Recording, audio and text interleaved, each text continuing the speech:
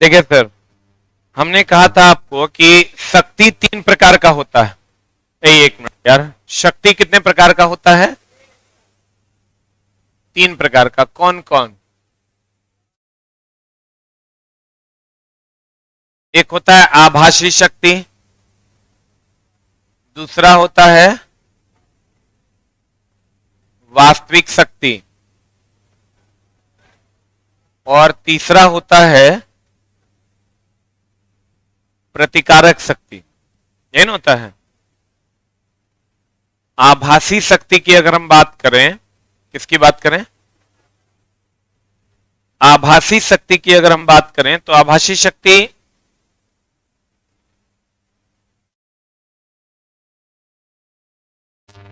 Is equal to होता है, power is equal to V I. यहां होता है P बराबर we I cos phi.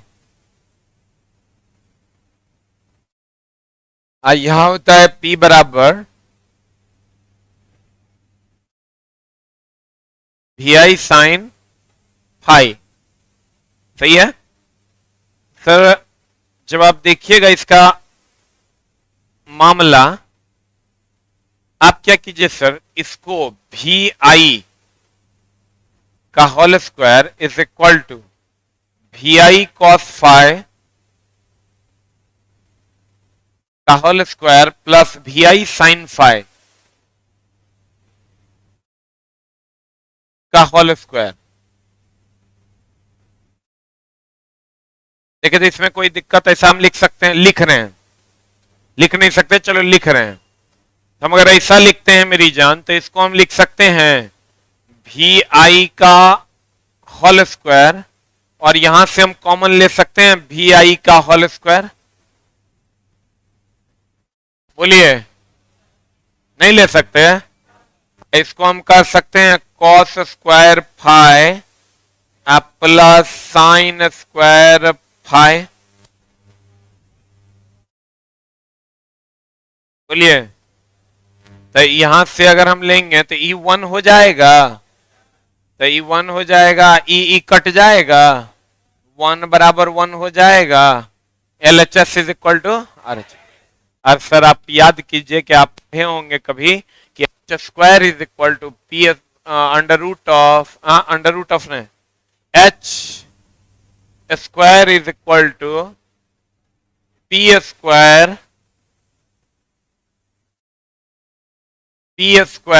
Plus B square. पढ़े हैं?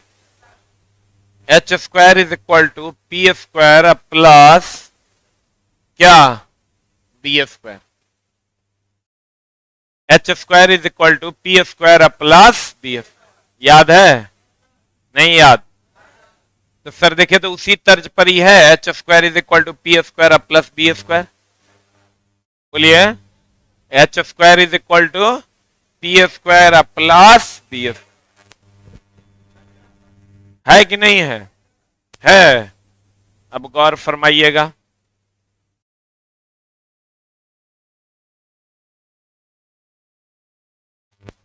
हम इससे सर कंप्लीट ये मैथ है, हम इससे ऐसा लिख सकते हैं क्या? ऐसा ऐसा ऐसा, ये एच, ये पी, ये बी। बोलिए, सेम चीज हम लोग ऐसा यहां लिख सकते हैं। एक बात बताओ तुम, इसको हम ऐसा लिख सकते हैं, ये H square is equal to P square plus B square. यहां एच के जगह पर वी आई है, और वी आई क्या है? आभासी शक्ति, और पी के जगह पर वास्तविक शक्ति है, और भी के जगह पर क्या है? प्रतिकारक शक्ति। देखिए तो आप वैसा ही क्या ट्रायंगल बना हुआ है, देखें ना सर। आभासी शक्ति जो वी आई है, हाइपोटेन्यूस कर्ण है। बोलिए, तो सर इसको हम ऐसे लिख सकते हैं, इसका अगर हम टेबल बनाते हैं तो इसको हम लिखेंगे ऐसा, इसको लिखेंगे आभासी शक्ति,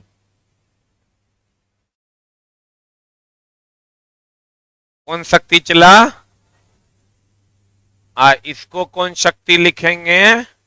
इसको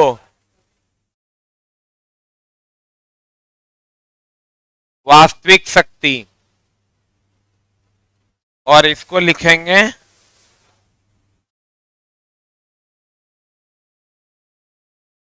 प्रतिकारक शक्ति। बोलिए हाँ या ना। ये आभासी शक्ति, वास्तविक शक्ति और ये प्रतिकारक शक्ति। ठीक है, इसी को हम ट्रायंगल कहते हैं सर। कहता है इसे वाटहीन पावर भी कहते हैं। इसकी इकाई प्रतिकारक वोल्ट एम्पियर VAR या प्रतिकारक किलो एम्पियर के VAR में होता है। ये तो हो गया सर आपका आभासी शक्ति जिसको हम किलो वोल्ट एम्पियर में व्यक्त करते हैं। ये हो गया प्रतिकारक शक्ति जिसको हम kVAR में व्यक्त करते हैं। और ये हो गया वास्तविक शक्ति जिसको हम किलो वाट में व्यक्त करते हैं। ठीक है, हाँ, व्यक्त करने का यूनिट हो गया। अब देखिएगा,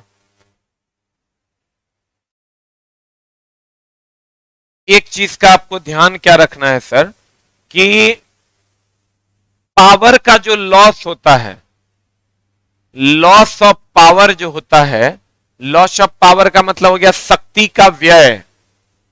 लॉस ऑफ पावर बोले तो शक्ति का जो व्यय होता है वो केवल और केवल रेजिस्टेंस के कारण होता है। किसके कारण होता है? इंडक्टिव रिएक्टेंस और कैपेसिटिव रिएक्टेंस के कारण नहीं होता है।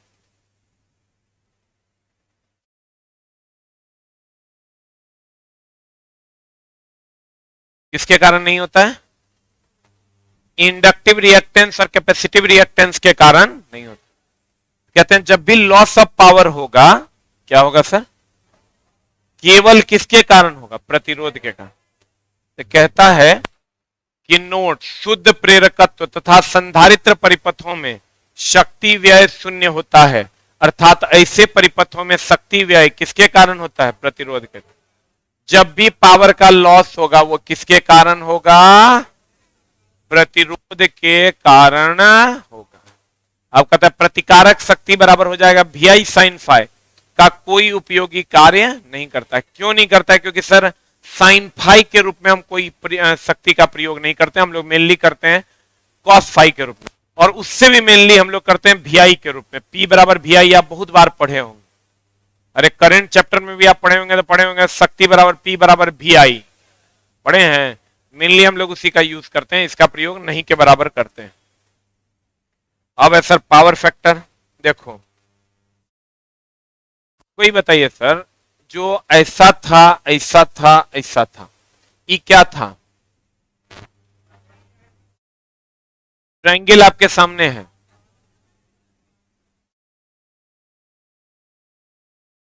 इसका फॉर्मूला ये क्या था? प्रतिकारक शक्ति, वास्तविक, कुछ भी लिखे ना कोई फर्क नहीं पड़ेगा। वास्तविक शक्ति कितना था इसका फॉर्मूला?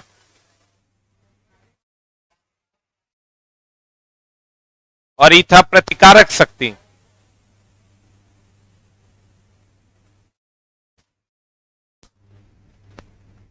ये है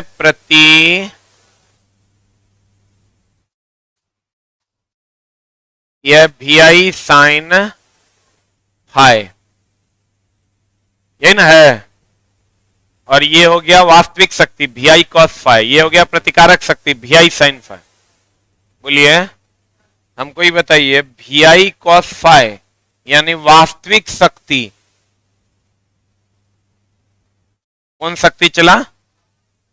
वास्तविक शक्ति और आभासी शक्ति।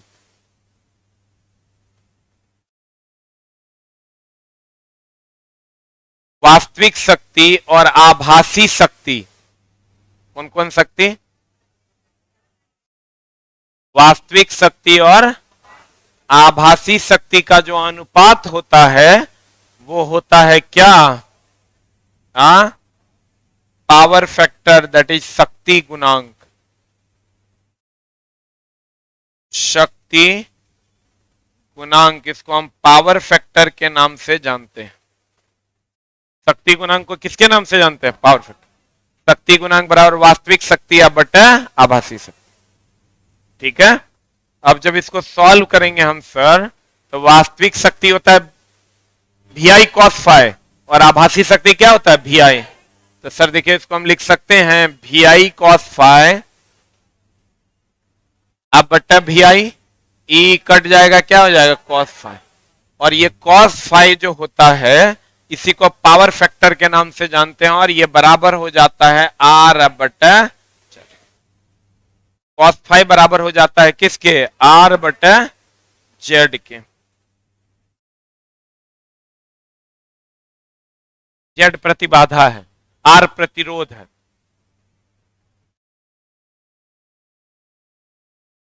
जी जी नहीं। अब अगर हम यहां जाते हैं तो कहता है पावर फैक्टर एसी परिपथ में वास्तविक शक्ति और आभासी शक्ति का अनुपात पावर फैक्टर कहलाता है। Power factor is equal to होता है वास्तविक शक्ति या बटा आभासी VI cos phi बटा VI, VI कट जाएगा, क्या हो जाएगा cos। सही है। दूसरे शब्दों में एसी परिपथ में वोल्टेज एवं विद्युत धारा के बीच बने कोण, किसके किसके बीच बने कोण, ये जो cos phi है ना, चला गौर फरमाना, हम ऐसे भी कह सकते हैं कि ये जो cos phi को हम पावर फैक्टर कहते हैं ना, ये सर वोल्टेज और करंट, वोल्टेज और करंट के बीच बना कोण है। वोल्टेज और करंट के बीच बने कोण का cos, बोलन रे, वोल्टेज और करंट के बीच बने कोण का क्या cos, क्या कहलाता है, पावर फैक्टर कहलाता है। या power factor is equal to होता है प्रतिरोध बटा इंपिडेंस। प्रतिरोध बटा क्या, इंपिडेंस। इंपिडेंस बोले तो प्रतिबाधा ना हो, इंपिडेंस बताओ, आर सर्किट में क्या RL सर्किट में, RLC तीनों या दो रहेगा तब ना प्रतिबाधा। बोलो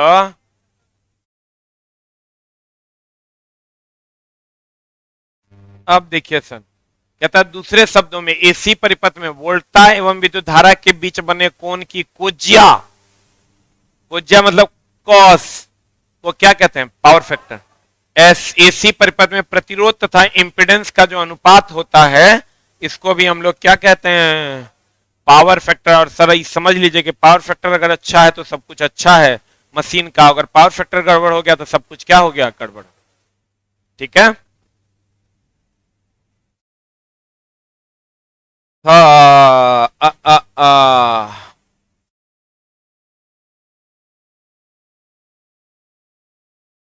अब कहता है किसी उपभोक्ता के लिए, जो हम लोग उपभोक्ता हैं, हम लोग घर में जो बिजली यूज करते हैं तो हम लोग उपभोक्ता है, किसी उपभोक्ता के लिए सामान्यतः 0.95 पश्चवर्ती, पश्चवर्ती मतलब लीड की लैग, लैग ना सबसे ज्यादा किफायती शक्ति गुणांक होता है। और पावर फैक्टर का अधिकतम मान कितना, सर एक कब होगा, cos phi is equal to R बटा Z। बता दो इसका भी प्रतिरोध है तो सही मात्रक ओम, प्रतिबाधा का भी है सही मात्रक ओम, तो दोनों कट का सही मात्रक कुछ होगा, अरे ये दोनों कट जाएगा तो ये प्रतिरोध मात्रकहीन और विमाहीन राशि नहीं हो जाएगा, होगा। अब गौर फरमाइएगा, XC इज इक्वल टू क्या है, XL, XC is equal to XL अगर होगा तो X देखो ध्यान से रखना, अगर XC is equal to XL होगा चिल्ला तो रेजोनेंस का केस हो जाएगा। Z is equal to under root of R square plus XL square minus XC square, याद है, होगा। अगर XL बराबर हो जाएगा XC के तब Z बराबर क्या हो जाएगा, R, R नहीं हो जाएगा। जब Z बराबर R हो जाएगा, Z बराबर R कब होगा, जब XL बराबर हो जाएगा किसके, XC। इस केस में बताओ तो पावर फैक्टर क्या हो जाएगा, cos phi is equal to R बटा Z, Z के बदले R लिख सकते हैं तो R कट जाएगा, इस 1 हो जाएगा। इस केस में पावर फैक्टर का मान कितना, 1, यानी रेजोनेंस के केस में पावर फैक्टर का मान कितना, कितना जा रहा है कि बुरा में जा रहा है, शुरू से अगर क्लास किए होंगे तो बुझाएगा, नहीं किए होंगे तो अगले चैप्टर से बुझाएगा, क्योंकि सर मैथमेटिकल कैलकुलेशन है। शुरू से अगर पढ़ लिए होंगे, आप बीचे में चल जाएगा, छुट्टी खत्म होगा आपका जितना तारीख को, आप उसके 20 दिन बाद आइएगा, तो कैसे काम चलेगा? जब आपका छुट्टी खत्म होगा तब ना आइएगा सर। आप लोग एक्स्ट्रा छुट्टी मनाते हैं, अपना 15 दिन का कोरोना छुट्टी, आप 15 दिन का अपना छुट्टी, ऐसे में काम नहीं चलेगा जानू, हमार मामला गड़बड़ाएगा। आप रेगुलर, और अभी सर हम कल पता किए थे वो बिहार इलेक्ट्रिसिटी बोर्ड वाला, अभी उस वैकेंसी में बहुत लेट है यार, वो तो अगस्त सितंबर में आएगा। इस साल के लास्ट में वो वैकेंसी आना है। अब बीच में हो सकता है टपक जाए, इसमें भी सरकार में प्रेशर है, अगर दे दे तो अलग मैटर है, मान लो। लेकिन अभी फिलहाल की जो स्थिति है वो अगस्त सितंबर से पहले नहीं दिख रही है हमको, क्योंकि अभी रोस्टर बन ही रहा, लेकिन प्रेशर है सरकार पे, तो हो सकता है कि दे दे। सर इस साल में अगर नहीं टपका तो अगला साल जनवरी में तो हर हाल में टपक जाएगा। इसी साल चांसेस हैं, अगला साल तो ओकर मर्जी के खिलाफ भी मोदी जी को देना पड़ेगा, मजबूरी है चला देना। 18-24 में इलेक्शन है, कहां जाइएगा आप, वोट कैसे लीजिएगा? वैकेंसी तो देना ही पड़ेगा। तो आज चला, हमेशा जब भी प्राइवेटाइजेशन की बात हुई है ना, वहां एक लाइन मोदी जी ने हमेशा, सरकार ने यह क्लियर किया है कि नॉन टेक्निकल पॉपुलर कैटेगरी ही प्राइवेटाइज्ड होगा, टेक्निकल की कोई भी वैकेंसी प्राइवेटाइज्ड नहीं होगी। मतलब कहां कोई मामला है, अब ऐसे होते रहता, कितना ओकरा मथा लगाएगा, 50 को मिल जाता है, नया प्रोटेस्ट शुरू कर देता है, वो सब कोई बात नहीं है। लेकिन सर अभी जो वैकेंसी हमको दिख रहा है, एएलपी का वैकेंसी है, इस साल के एंड में आना चाहिए, अगस्त सितंबर अक्टूबर कभी भी आ सकता है।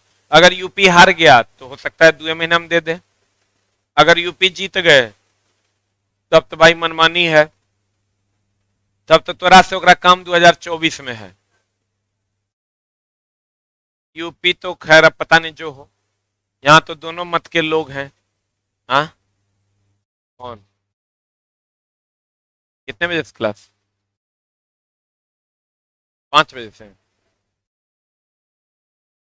4:30 से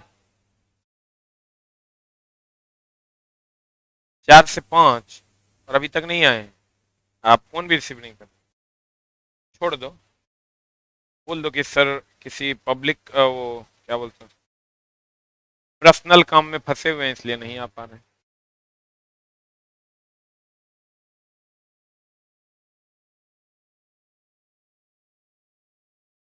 चार से 5 था और तुम अभी आ रहे हो कहने।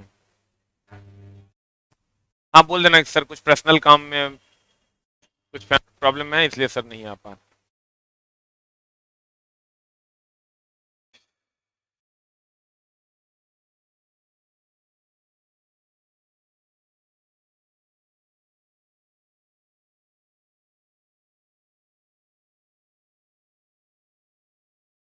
अब देखिए सर, अगर ये रेजोनेंस का केस होगा तो एक्सएल इज इक्वल टू क्या हो जाएगा, एक्सी। इस केस में जेड इज इक्वल, ई दोनों बराबर हो जाएगा तो टर्म 0 हो जाएगा, तो टर्म 0 हो जाएगा, जेड बराबर आर हो जाएगा। बोलिए, तो यहां से हम cos फाइव बराबर आर बटा आर कर देंगे तो कितना हो जाएगा, 1 हो जाएगा।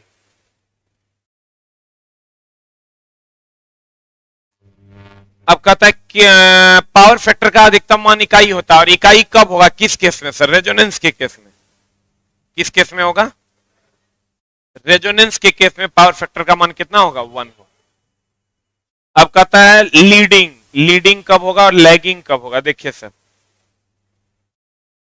सर ये हमेशा ध्यान रखिएगा कि पावर फैक्टर को अच्छा करने के लिए वोल्टेज के अप्स एंड डाउन्स को कम करना होगा, और वोल्टेज का अप्स एंड डाउन्स कम करता है कैपेसिटर, क्योंकि हम आपको बताए थे कि वोल्टेज को कंट्रोल कौन करता है, कैपेसिटर।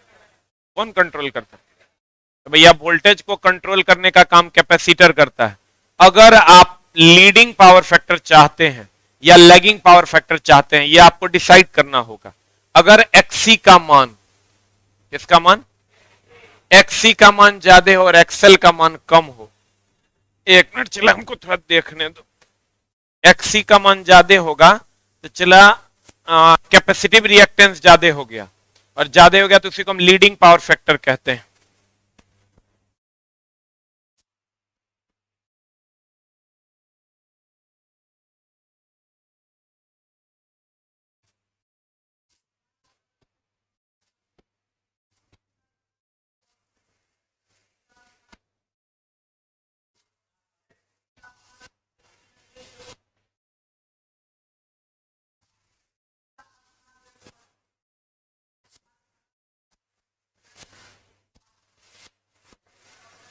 रोशन सर का क्लास था क्या? चले गए बच्चे?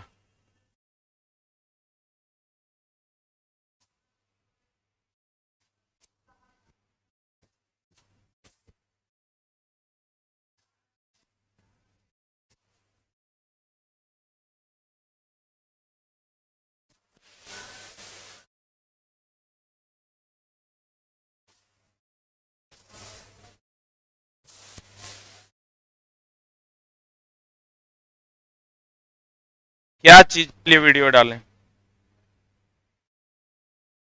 हाँ वीडियो डाला हुआ है सर, एएलपी के सिलेबस का वीडियो डाला हुआ है नेट पे, सर्च कीजिएगा ना ALP syllabus by SK Jha, मिल जाएगा आपको।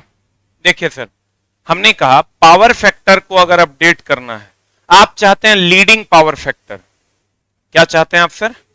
Leading power factor. तो आप ये समझिए कि आपको कैपेसिटर के साथ खेलना होगा, क्योंकि कैपेसिटर का काम है चार्ज को स्टोर करना। कैपेसिटर का काम क्या है? चार्ज को स्टोर करना। तो अगर चार्ज को वो स्टोर करके रखता है तो करता क्या है, जब वोल्टेज का मान कम रहता है तो सप्लाई कर देता है, अगर वोल्टेज का मान ज्यादा रहता है तो रोक लेता है। क्या कर लेता है? रोक के अपने अंदर स्टोर करता है। हम लोग हमेशा कहते हैं कि कैपेसिटर जो है ये चार्ज को संग्रहित करता है, आवेश संग्राहक है। क्या है ये? आवेश संग्राहक है। अभी आएंगे ना, आवेश संग्राहक है। कैपेसिटर क्या है मेरे दोस्त?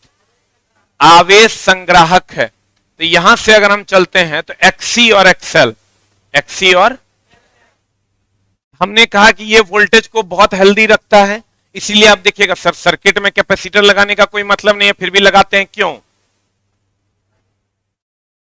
जहां जहां ट्रांजिस्टर लगा है उसके पीछे को कैपेसिटर ठोक देता है।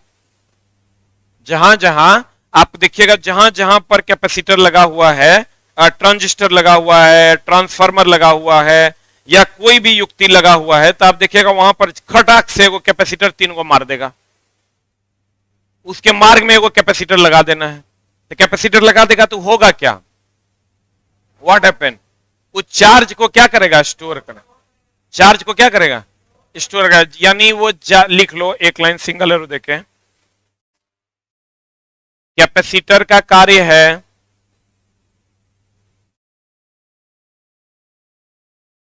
कैपेसिटर का कार्य है, सर्किट बोर्ड लेके आना तो,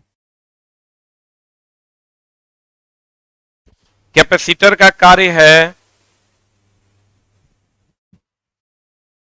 कैपेसिटर का कार्य है वोल्टेज को नियंत्रित करना।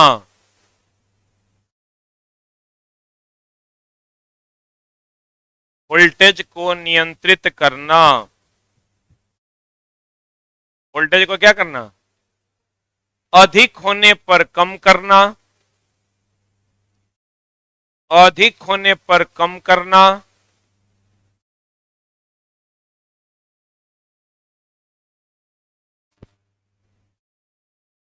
और कम होने पर बढ़ा देना।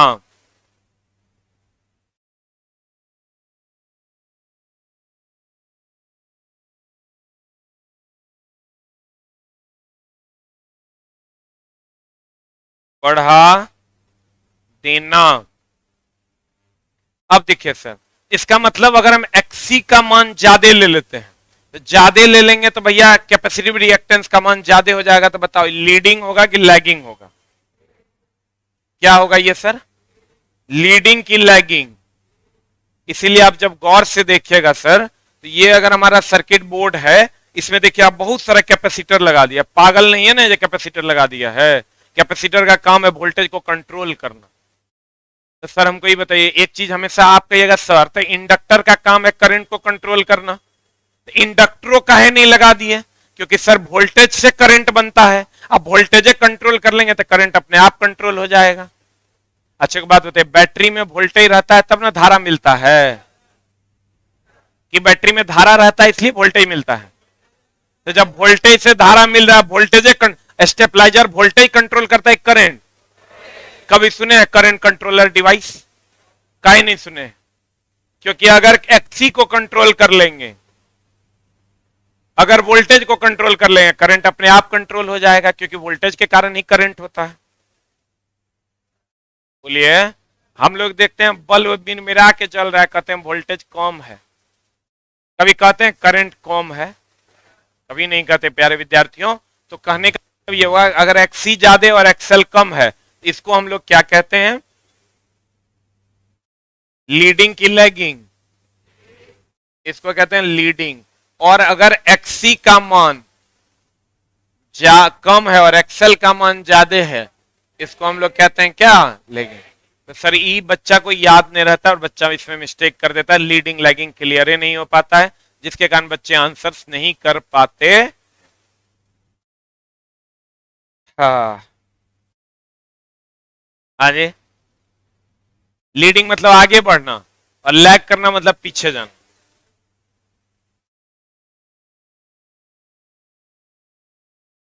हाँ, हम यहां ये बोलेंगे कि ये लीडिंग पावर फैक्टर है और ये lagging power factor. Unit power factor कब होगा? जब जेड बराबर किसके होगा? आर के, तब ना cos phi is equal to are.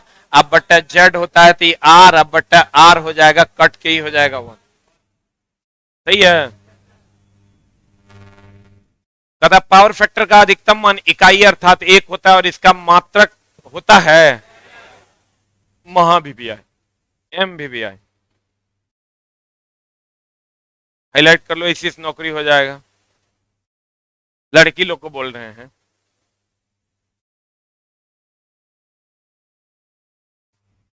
हो गया?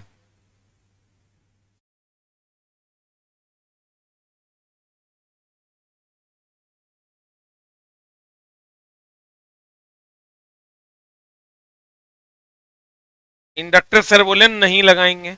इंडक्टर कुछ खास जगहों पे लगाते हैं जहां पर ऊर्जा को एकत्रित करना होता है। इंडक्टर कुछ खास जगहों पर लगाते हैं जहां पर किसको एकत्रित करना होता है? अगर आपको ऊर्जा को संग्रहित करना है तो इंडक्टर का प्रयोग कीजिए। लिख लीजिए एक लाइन, ऊर्जा को संग्रहित करने के लिए इंडक्टर का प्रयोग किया जाता है। ऊर्जा को संग्रहित करने के लिए इंडक्टर का प्रयोग किया जाता है। देखो यहां इंडक्टर है, इसमें दो इंडक्टर हैं, तीन हैं, यही देख रहा है, यही तार के रूप में लपेटा हुआ है, यही इंडक्टर है। ठीक है, इसका काम है ऊर्जा को क्या करना? संग्रहित करना। हाँ जी, तार लटकल रहता है। अच्छा वो तो कॉइल है, आप ट्रांसफार्मर का क्लास नहीं किए हैं क्या? इसीलिए तार लपटल रहता है। पावर फैक्टर यूनिटी होगा जब XL is equal to XC होगा। जब एक्सी का मान ज्यादा होगा और एक्सएल का मान कम होगा तो क्या होगा? लीडिंग। और जब एक्सी का मान कम होगा और एक्सएल का मान ज्यादा होगा, लैगिंग। अब एक एडमिटेंस देखिए सर, जैसे प्रतिरोध का उल्टा क्या? चालकता। प्रतिरोध का उल्टा? प्रतिरोध का उल्टा पक्का? मेरी जान, प्रतिरोध का उल्टा क्या होता है? Have you any doubt? वैसे ही सर प्रतिबाधा जो होता है, प्रतिबाधा को किससे डिनोट करते हैं? जेड से। प्रतिबाधा होता है 1/, सर या यूं कहें कि प्रवेश्यता। जैसे इसको हम बताए तो इसे लिख सकते हैं सर, चालकता बराबर 1 बाय प्रतिरोध। बोलिए सर। वैसे ही हम लोग लिखते हैं प्रवेश्यता बराबर 1 बटा प्रतिबाधा। 1 बटा क्या लिखते हैं?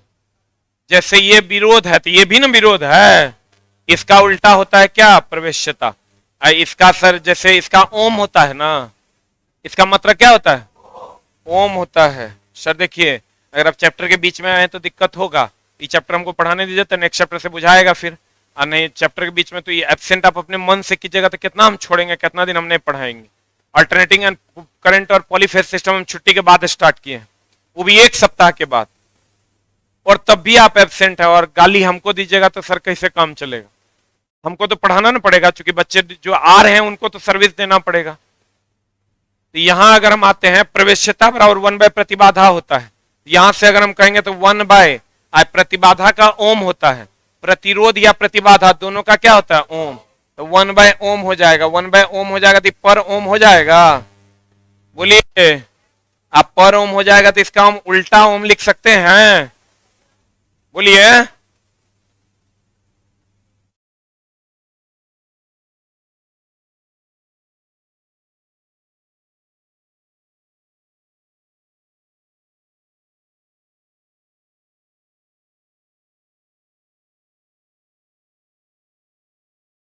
अच्छा अब दूसरा बैच में चलिएगा, दूसरा ई बैच का बच्चा ले लिया है, दूसरा बैच में चलिए।